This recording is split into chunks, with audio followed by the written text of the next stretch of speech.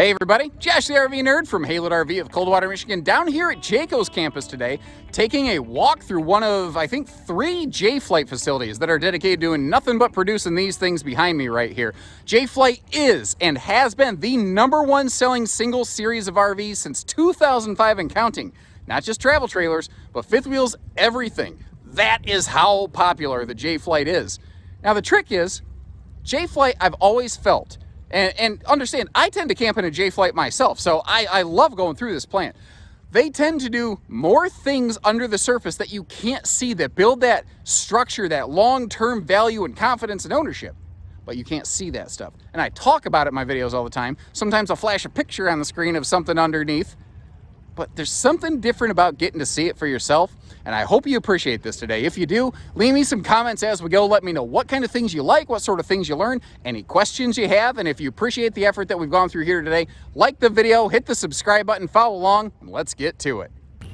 So this facility right here is actually a mega facility where 2 sets of J-Flights are produced.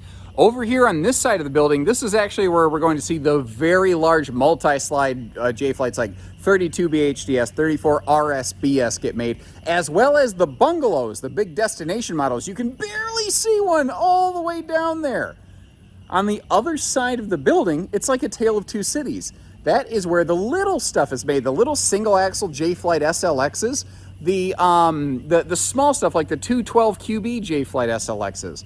So it's interesting, they have the really big stuff and the really little stuff all out of one facility. But I mean, this is huge. This might be the single biggest production facility I've ever walked through. Just to give you another scope and scale, look at this. Look how massive this thing is. My voice doesn't even echo in here.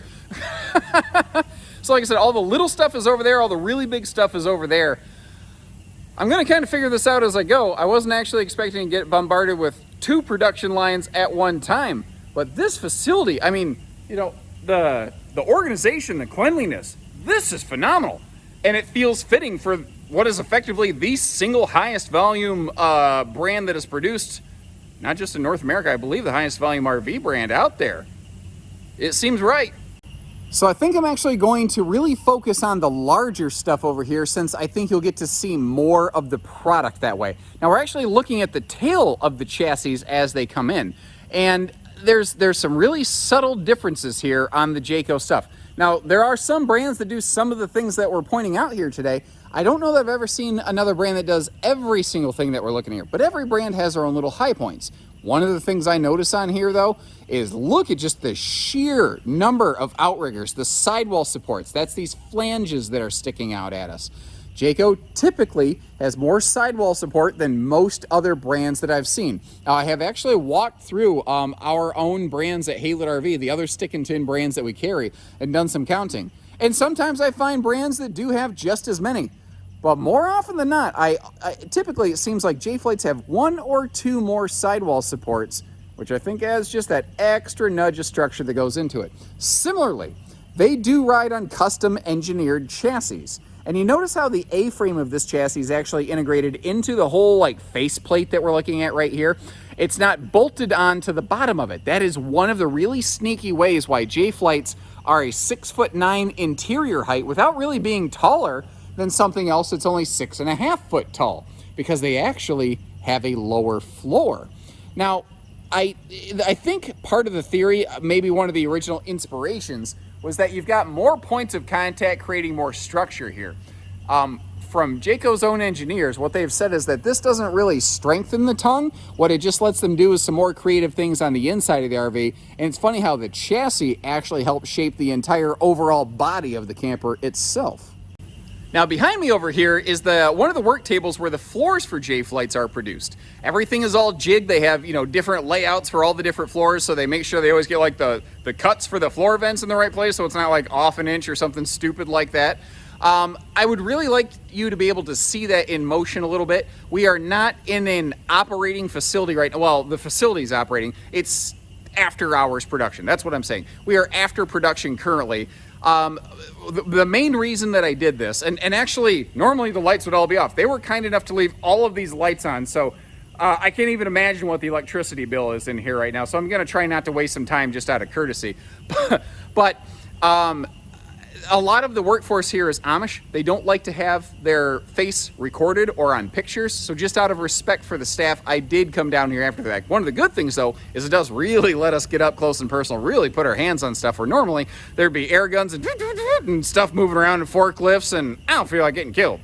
So again, this is the raw work table, but you can see where everything is laid out. Like, these are where all the floor vents are going to be, and I think that's a 34 RSBS floor. That's stupid if I'm right. It's dumb that I can recognize them just off the floor vent location. It'll never be on Jeopardy, guys. But you see right here, right from the bottom up, it starts with Jayco's tongue and groove plywood floor decking, a 5/8 thick decking right there. And by being tongue and groove, first of all, it's not a secondary, chipboard material. By being tongue and groove like that, when they sleeve together, it means that you end up with, I guess it's not technically a seamless floor, but seamless in nature. And what that'll help do is get squeaking, creaking floorboards where like two sheets of OSB could rub side by side next to one another in a brand that spent a little less money on the floor, basically. This is something where you won't have that. Also, it's going to have a higher load-bearing nature. The way that they build their floor, you can see the real thick studs that go into this. It's not like matchstick floor construction. Everything is routed out nicely. You see where the plumbing and the wiring starts popping up through the floor here. This is the basis of how everything is done. Now, we're looking at a full flight, not an SLX. And the heat plenum, the heat ducting, is actually run in the floor. That's the silvery stuff that we're looking at. So effectively punch that hole out, put a floor vent in there.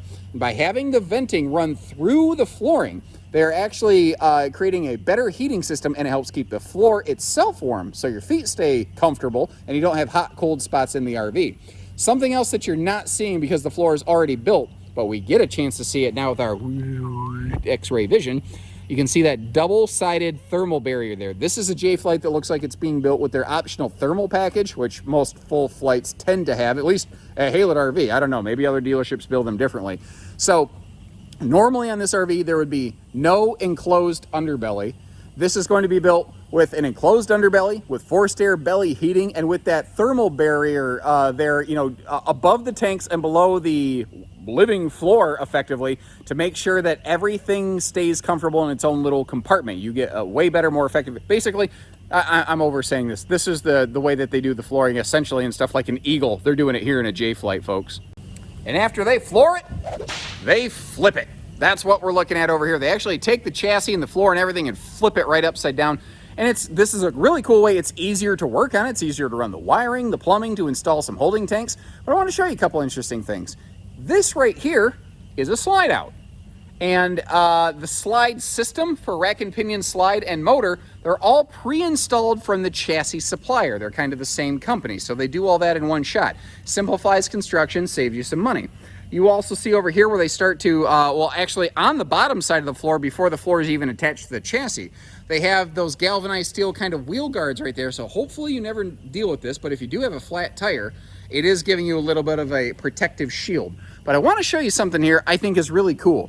Most manufacturers, I'm going to turn you real slow, by the way. I'm not going to move you around real crazy fast again. Most manufacturers, when you have an enclosed underbelly, you have this stuff. It's corrugated polypropylene, which is fancy talk for corrugated plastic. Basically, it looks like cardboard, but it's made of plastic. That's effectively what we're looking at right here. It's a lightweight, inexpensive, very good impact-resistant material that goes across the belly here. But a couple cool things Jayco does. You see that little channel, that little lip over there under that flange sticking up?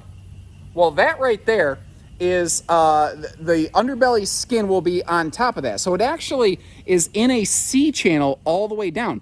The underbelly skin will be mounted below the I-beam. They don't screw it into the I-beam, which can cause sagging points. It can cause open points, which can create a mouse house. Another really cool thing they do here is instead of just skinning the belly, which would be fine, they actually proactively from the factory create access panel points, which is what we're looking at here, to reach the slide motors. I can count, I don't even need one hand, the number of times I've personally spoken with a client who's had a J-Flight with a slide motor issue where it needed manual overriding. Some manufacturers will mount their slide motors on the outside of the RV where it's a little bit more exposed to things like rocks coming off of the tires. Notice how Jayco mounts them on the inside. They give you a pre-made access panel so that you don't have to take a shop razor and cut an access point to get to that. So it's better protected and it's easier to get to. And the thing is, you rarely need to do either. And they're still doing stuff like this where you're not even looking. And that's why I want to put this video together, to show you the extra little things where the others don't, Jayflight does. And I'm not sure there's really a much better example of best in class than Jayco's Goodyear Endurance radials here on Jayflight RVs. Even the single axle SLXs do that. There is nobody else even remotely close to this class outside of Jayco that does that. That is a higher speed rating, it has more warranty, just better overall, and categorically superior tire right there to keep you on the road. That is awesome. That is, there's fifth wheel companies that don't even use tires that are that good. You see how they're starting to run the wiring up through the floor? But what I like here is how linoleum is actually the first thing that goes down on top of this floor. Everything installs on top of the linoleum. And what's interesting here, the toilet is kind of a precursor. It looks funny. The toilet is the first thing installed in the RV. But you look and there's like this big loft shelf arch above us. What's interesting about RV production, and if you've never seen one of my video tours or been on a factory tour before, you don't really realize this. They're built from the inside out. They build the foundation and then they build the guts first, and then the walls go up around it. And that's like the opposite of what you would think from household production, but it makes sense in the RV industry. And you know, it makes getting to wiring, getting to plumbing, it makes all that stuff easier to get to because it is a smaller, tighter, more confined space as compared to a home construction. So this weird inside-outside construction makes sense. Now, what's really interesting is what's going on up there. The cabinet shop is above the production line. And if you would have told me that the cabinet shop was going to be the thing that impressed me the most about this facility, I wouldn't have believed you. But I am impressed with what I see here. This facility is so large. It doesn't feel cramped. It doesn't feel like if the worker, you know, slips an inch, they're going to bash a cabinet style into a cabinet door and gouge stuff up. They have room to work. They have room to get organized. You see one of the jigs over there where it looks like they're making pantries. Everything has a purpose up here. Everything has a place. And they just finished production up right before I got here. Like I said, they were kind enough to leave the lights on for me. You can see, like, and look at the materials. You notice you don't see, like, particle board? You don't see OSB? You don't see secondary materials. Even right here. So this is a little backer that's going to go into a wall probably where something like an outside scare or patio light or something like that is going to be mounted. Even that is plywood. Everything in here is an alpha material, not a secondary, not a cheaper recycled product, you know. That is the stuff that's in a lot of luxury fifth wheels. And that is the same stuff that we're getting in a Jayflight. I'm just very impressed, like I said, with the overall organization, the cleanliness of everything. And it's not as easy to see right now, but what they're doing is they're actually building cabinet loadouts. So, you know, that all that stuff that was on the floor, this is where it all comes from. They build it upstairs, and then they run it down this, I would call it like a fun slide, but frankly, this thing is torture. By the way, did you know that treadmills were literally originally invented as a measure of torture to terrorize prisoners? That's a fact, by the way, which is probably why I hate mine so much, but I use it because I'm fat and I like to eat. Anyway, you see this big yellow runner up here and that red dog leash looking thing. Well, just like my fluffy dog Carlos, you're going to put that harness on, and some poor soul's job is to take this. So this is, look at this. How crazy is this? This is a bedroom and a bathroom. You're looking at an RV from the front to the back. I think this is a 34 RSBS by looking at it. What you're doing here is they're going to grab one of those pieces. They're going to walk it down there. You see all the little slip slide marks on this thing? That is where some poor individual who has to have cardio that would put American gladiators to shame. Walk a piece down there, set it there so that people can grab it, and then put it on the floor, on the chassis, and start building the interior of a Jayflight. That is such a crazy process. But when you see it in motion, it's beautiful because It's like two streams coming together to create this one giant Mississippi River of camping fun, brother. And just like we saw the floor get jigged out, the wall gets all jigged out over here. Everything, you know, there's these little bumpers where, hey, it's got to fit within this slot. Otherwise, the wall doesn't work, you know. But you see that dark colored beam over the top of what would be the slide outs, the big openings right there. This is a very uncommon thing. I don't know that it's exclusive to J-Flight in the world of stick and tins. I do know that I've never seen a manufacturer do quite exactly the same thing. And I can flash pictures of this stuff on screen, but until you get to see it yourself at a production line like this, it doesn't have the same kind of impact. What that is a micro-laminated header beam. So some manufacturers use a big wood stud that's like a 2x6 above a slide out, and they stop that stud maybe 6 to 8 inches past the slide out opening. Look at this. It starts all the way at that rear slide and goes all the way past that front slide. I've actually never seen one go quite that far before. And it's actually, it's layers, it's micro-laminated. It's a, can I see a sample of it? Oh, right here. This is what we're looking at. You see how big and thick this is and how many layers? When you start doing layers like that, you're dispersing stress. Well, think about it. If we come over here, if you look at this portion of the wall right there, look at how many studs you have there. You don't have that over here. It's literally a hole in the wall. So they have to put a super duper heavy stud above that. And I tell you what, that is no joke. That does make a long-term difference. We've carried different brands at Haylett RV, and I'm not going to name names, but one of the brands that we don't carry anymore did not do that. And I tell you what, we literally credit that as one of the reasons that we don't carry them anymore. Because after about 6 years on average, we kept having customers come in, whether they were the first owner or the second owner. They say, hey, we bought this from you, or someone said, I bought this from the person that bought it from you, and my slides aren't sealing anymore. Because what was happening is that big wide open gap right there was sagging down over time, and it was causing the seals to just not touch the slide anymore and to cause leaks. Caused a lot of issues for a lot of people.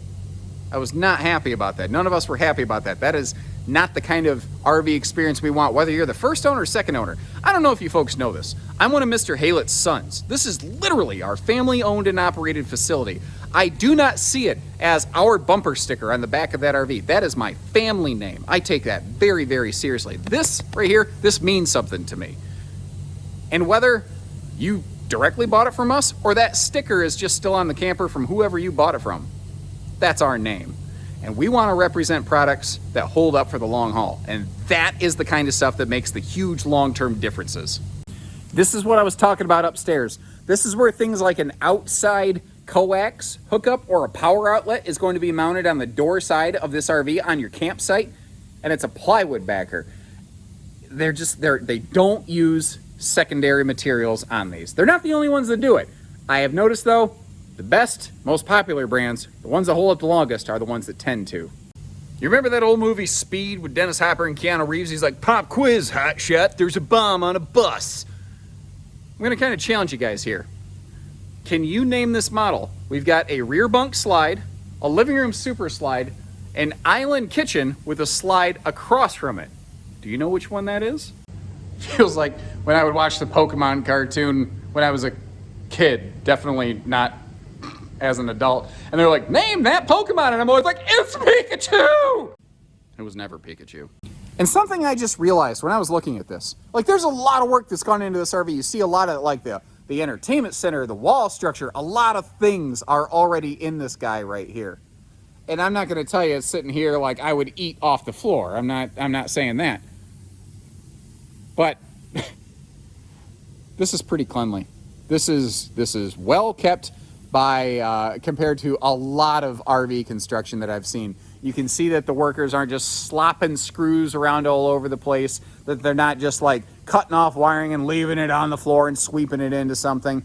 Everything in here is done with purpose and intent, and it really gives me the impression as I'm looking at this, they're trying to do it the right way from the start every single time. So you saw that upper deck over there. We see how the walls go up, and we see stuff starting to come into place.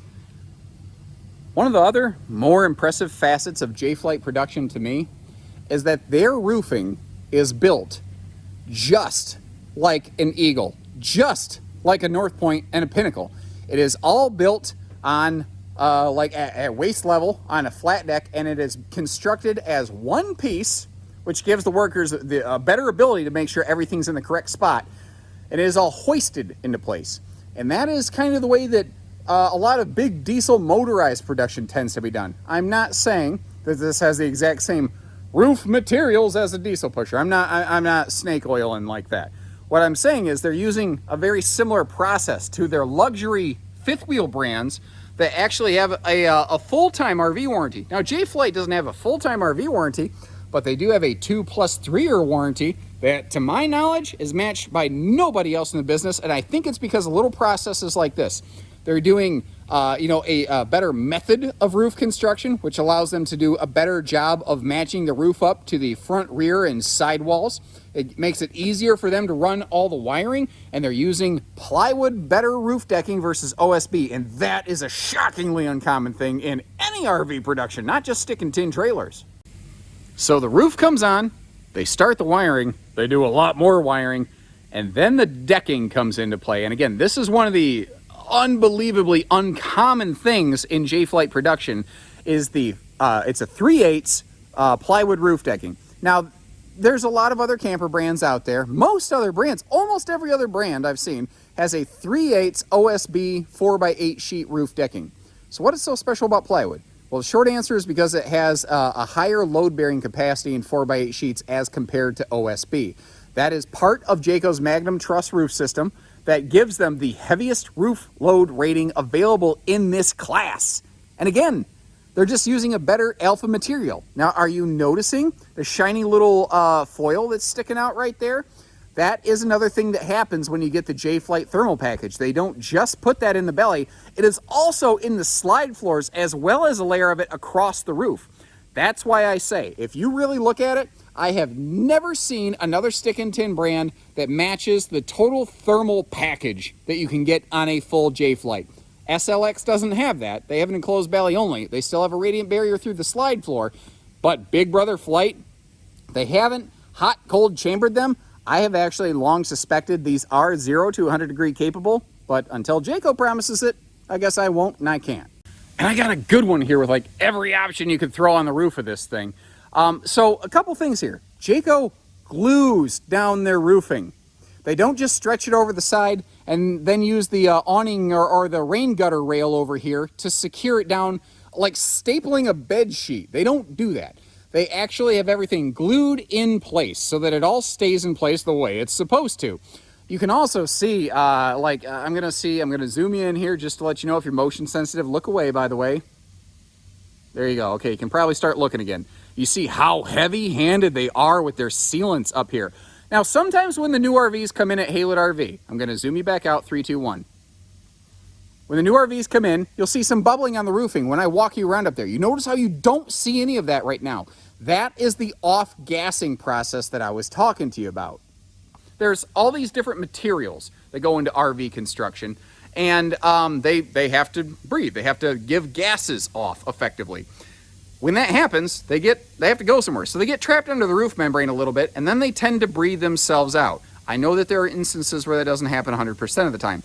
But when you're watching our videos, when you see me up on the roof and you see a bubble anywhere near something like a skylight or a vent or anything like that, it will breathe out. And that will end up settling down just like you saw over here. Now this, when you just look at it, I get it. You look at it, it's ugly brown, it's not flat, smooth level. You go, yuck. I get it. I kind of think that myself. But here's the thing. You notice how between every single stud, everything is hand cut. Yeah, we're clucking it over here. Hand cut, hand tucked, and glued in place. What some brands will do to save a little bit of money is they will take one sheet of insulation and roll it down the wall lengthwise because it saves less money, or it saves more money rather. And because their argument is, well, it's the same thickness, what's the big deal? Well, the problem is when it's not glued in place, when it's just run down like that, you're getting spots where at the top, as you bounce down the road, it starts to sag down. So the top of the RV along the sidewall ends up with no insulation. This, I get that it doesn't look pretty, but it also means that you're never going to have that insulation gap problem. Again, built for long-term use and ownership. And it's kind of crazy the difference visually it makes when you go from that to that. And suddenly like, oh my. Like, it starts to really look the part. And all of a sudden here, it's kind of funny how the outside of an RV always comes together like in a snap. And there's still obviously some slides got to go in place, some windows and stuff, but all of a sudden you go, oh, I see it now. And where only just a few stations ago, we barely had the walls up, we suddenly have walls, a roof, insulation, skin, and then you see the roof membrane come into play very, very quickly.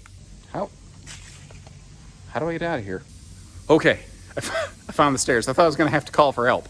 Anyway, did you get to see that solar package on the roof, by the way? J-Flight's, like almost all the Jayco towables, you have the option now for a factory roof solar package plus charge controller. All J-Flights, though, whether it's the tiny little J-Flight SLX single axle 7-foot wide stuff, all the way up through the big triple slide J-Flights, they all have a factory standard side solar prep plug as well as roof solar prep plug and wiring run to where a charge controller can be mounted. I'm weaving my way through here. So, if it doesn't already have the factory solar package, it's easy to add something. And what's cool is the Overlander solar package Jayco uses is basically the largest solar package that's out there that is FedExable, which means it only costs like $40 to get shipped pretty much anywhere in North America instead of $400 for crate and freight. I used to work at Yellow Transportation. Those are those orange trucks that say yellow on them, by the way. I know the story, it's boring. I won't get into it as to why. But the point I'm making here is that one skid run on an LTL freight line, less than truckload freight line, is hundreds. And with the cost of fuel and stuff today, probably close to $1,000. So $40 shipping for a solar package, pretty darn good.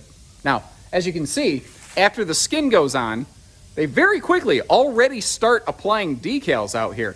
So every workstation has multiple workers, and they all basically only do 2 or 3 things all day long.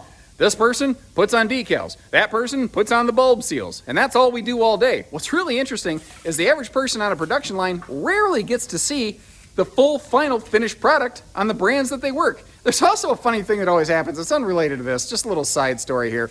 I'll meet these people who work at the production lines, and they're like, I work at Jayco. I'm like, oh, cool, where do you work? They're like, line 21. What is that? They're like, it's across from line 6. I'm like, oh, got it.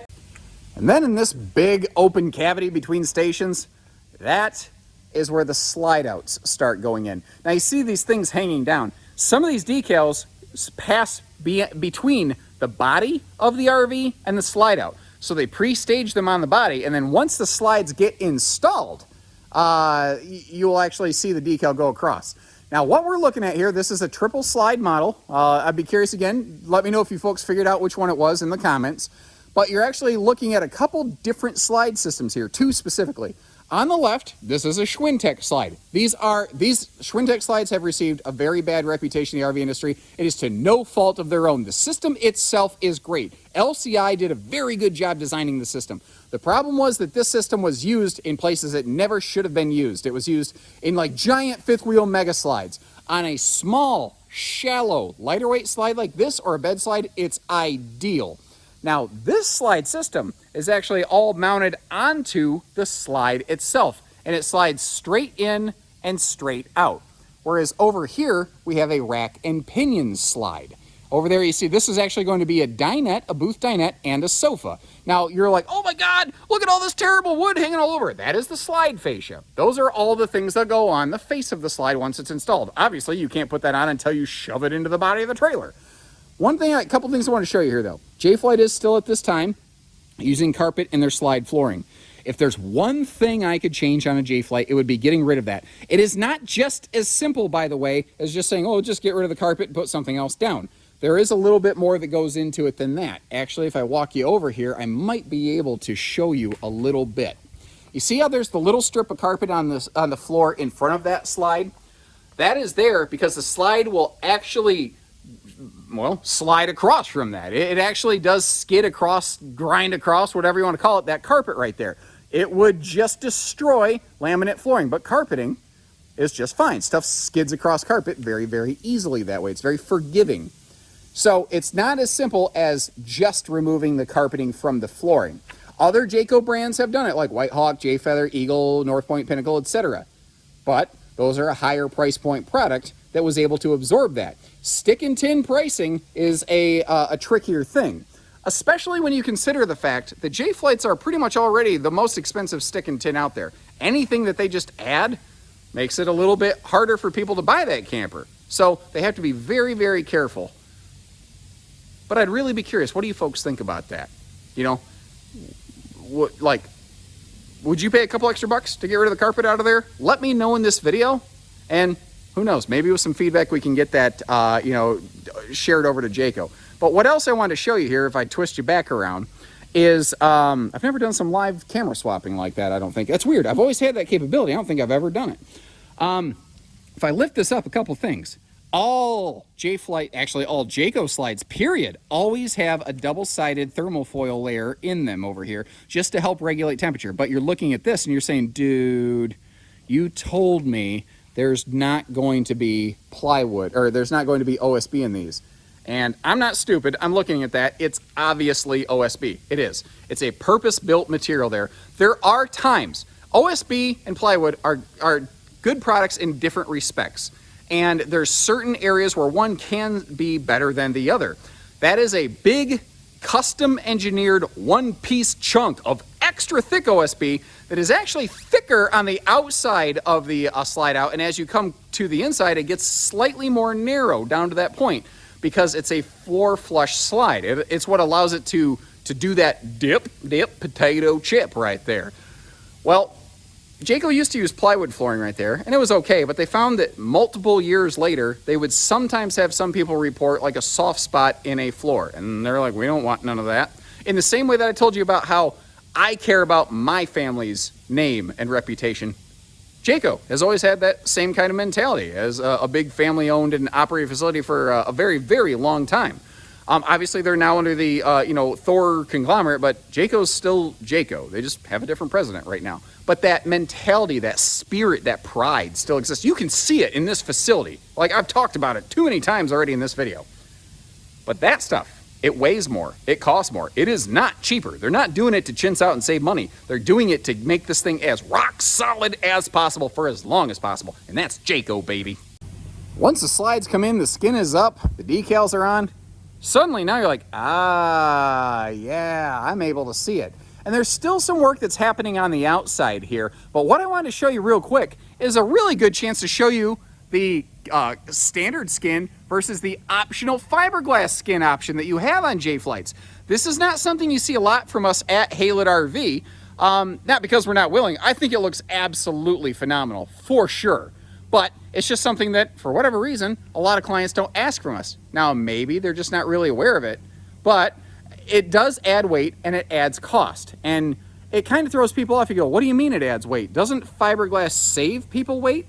And in the case of lamination, yes. But remember, we are in a stick and tin build facility. And this is one of the things that kind of seems to throw people off a little bit, is you see this type of construction. And stick and tin construction in general, it costs less, but it weighs more. That's one of the very, if I boil it down, oversimplify it painfully, that's one of the big things. A lot of times when you see fiberglass, you think it costs more, but it weighs less. Thing is, this still has the same wood stud skeleton as the conventional corrugated skin. What you are doing is you're not just taking a fiberglass skin and putting it on top of it. Because if you did, you'd be able to see every little nook and cranny and stuff, but this is all solid. It kind of looks, kind of feels like an eagle or something like that, right? Well, what it is below the fiberglass skin is a dual layered offset 3/16 micro, like laminated plywood. Basically, the RV has a 3/8 plywood sheet of armor wrapped all the way around it. That's a ton of material. It's a lot of cost. It's a lot of weight. It looks crazy good. And I tell you where this is really popular is in areas of the country that I call hail country. If you got blocks of frozen water coming out of the sky, vicious H2O, this was going to be able to repel it far, far better. This kind of skin, it's going to look like Woody Woodpecker banged his face knife into this thing a couple times. it's not going to look as good. I have actually seen several instances where folks have reported on like social media forums. I've even seen a couple come in on trade where they said, our insurance company gave us a total loss on the RV. They bought us out of this thing because of just the hail damage on the skin. The RV was not structurally compromised, but to replace all of the metal on it would have cost so much money that the insurance company went, dude, we're just going to write you a check. It's just going to be easier. So that's kind of the idea. You can get some better hail protection. Adds a little weight, adds a little cost, but good gravy. Does that look good? One weird, interesting thing though, when you do this option, the front wall does become laminated. The rest of the RV, it does not.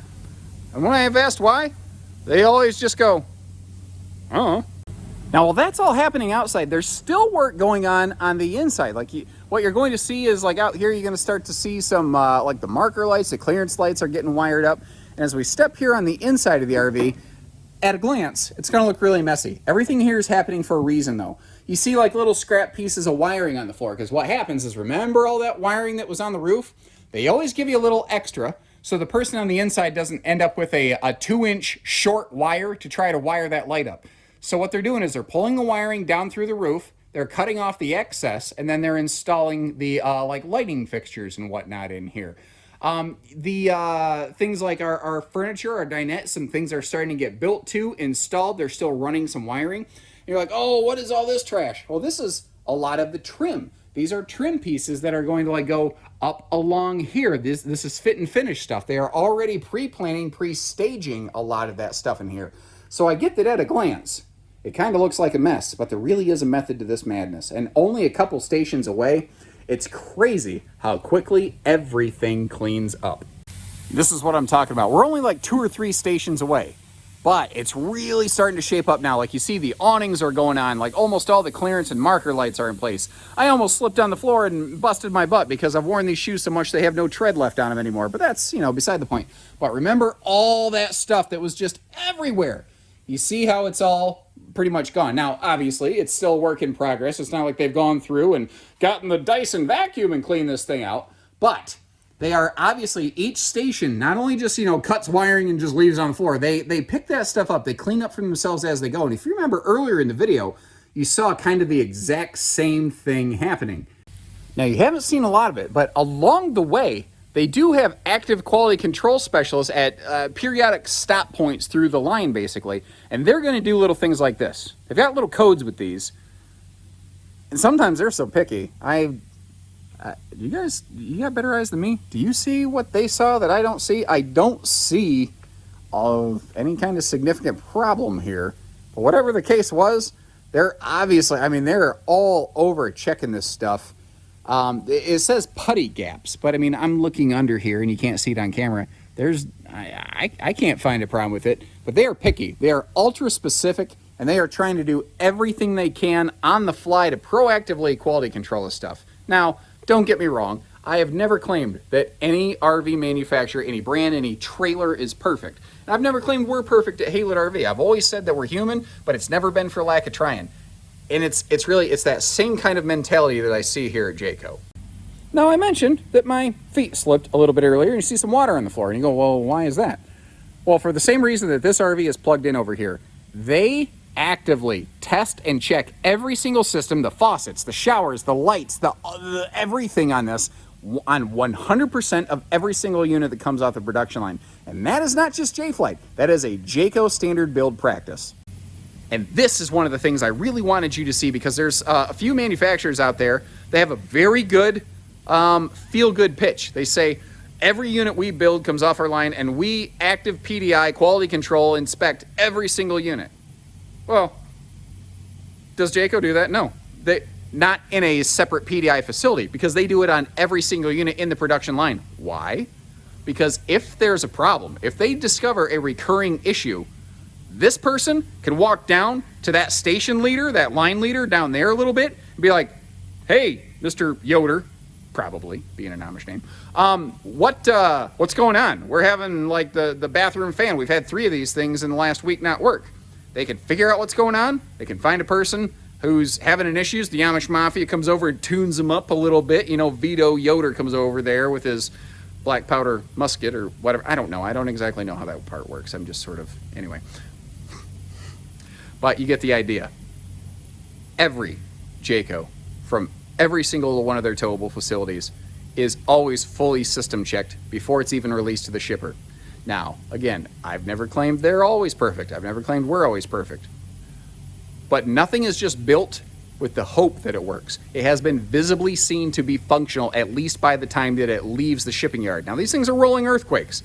It's violent getting around, and sometimes some things wiggle loose. And that's why we proactively quality control stuff. Sometimes you see Mike or Jody or whoever at Haylett RV as the RVs arrive. When I'm recording stuff on arrival, still hooked up to the truck, checking this stuff. We don't accept it until we've made sure stuff works. And then before you take it home, we pull it in the shop, do a full burn on all the appliances, all the pressure checks, all the propane, water systems, everything, before it goes out for sale. And then we do it again before you take it home. That's why I can tell you, we are a lower price dealer. We do try to be fair and aggressive. We do more work for you proactively to make sure it stays in your driveway and off the side of the road or out of the service centers, though, than many. I won't say all other dealers. I know some other dealers do some very similar things. But that's the kind of difference that you're going to get from our place. That's, again, our family aspect to our dealership. Now, in these last couple stations, these are the final places where quality control checks are done, final appliances are put in, final furniture is put in. This is where they're making one final pass. They kind of work from the top down. They do all the little trim work, clip off the little extras, things like that, throw in the dinette cushions, the furniture. And as we go, the next couple stations are actually like cleanup stations where they're going to go through and get all this little stuff taken care of. These are all little bits of extras that they've taken care of that they get swept up and out of here before they get on the shipping truck. And again, the last couple stations here, this is that final fit, finish, quality control, making sure everything is right and tight, all the visible inspections. You may also notice, again, this is the big J-Flight plant where the Bungalows come out of here. They have the same corrugated standard skin versus fiberglass skin option, but those big front windows, they're not windshields, they are windows, because these big guys are really not intended to be towed down the road with any sort of frequency. So they do have that shipping protection shield on them. That is something that we try not to peel off when they come in for sale at Haylett RV. I know that it doesn't look pretty, but it does. It is nice that it, doesn't have a broken window when it gets to your destination. Then the steps go up. They get brought out here. They get shuffled over to the shippers' yards. Then they get dispatched over to places like Haylett RV. Then you come see us, or we deliver it out to your house or campsite or whatever the case may be. We do RV delivery, by the way, in case you weren't aware. So, I've done about 6 straight hours of talk, and my voice is starting to get a little hoarse, like Tony the Pony. I'm getting a little hoarse over here. But I hope you appreciate this today. While I've been down here at Jayco's campus today, we've had 8 new RVs come in at Haylett RV. I've got a whole mess of work waiting for me, but I've been dying to get down here and get some of this footage. It's so hard for me to get away, but I know that this is going to make a difference. People need to see what goes on under the skin of these things.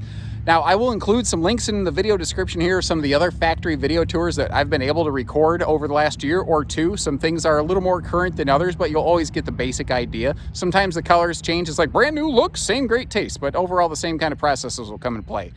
If you appreciate us taking the time and effort to do this for you, because there's not a whole lot of that out there, hit the like button on the video, hit that subscribe button to our channel, and call our family-owned and operated shop when you're ready to go camping. All we ask for in return for the effort is just a fair opportunity to work with you. Ladies and gentlemen, I don't think that's too much to ask. Now, I get that we're not necessarily going to always be your neighbor. So if this video helps you make your decision, but you choose not to purchase from Haylett RV, that's okay. Know that I would still like to keep you here on our channel. I love feedback from actual owners. At least hop on Google and write us like a quick little review saying, hey, thanks for your efforts there, Haylett RV. We sure appreciate that. It's cost you nothing. And I guess in a sense, it's literally the least we could do for each other. So as always, take care, stay safe, have fun, and happy Haylett camping, everyone.